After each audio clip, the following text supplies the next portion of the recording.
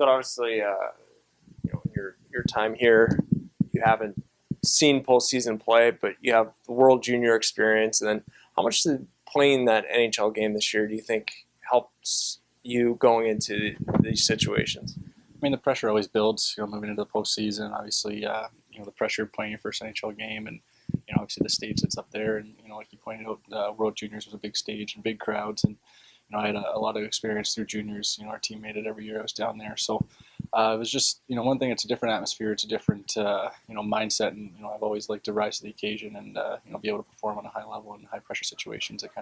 I like that side of the game. It's kind of what I live for. So moving into this year, obviously was there with the team when we went to the St. John series, and had the didn't have the pleasure of playing, but was able to see how Keith handled it and how the team handled it. So just kind of little things like that I picked up is obviously going to help, and then obviously just sticking to what I know and my basics and sticking to my game will do dividends for me.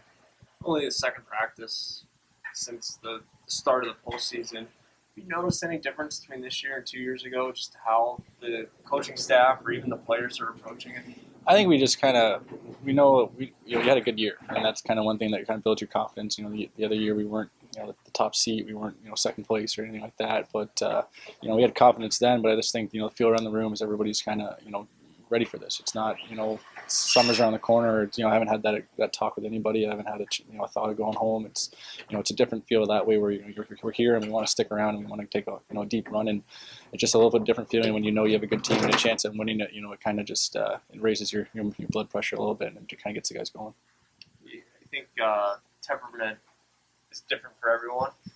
Does anything change for you, or are you just approaching this like it's game 10 as opposed to game 77?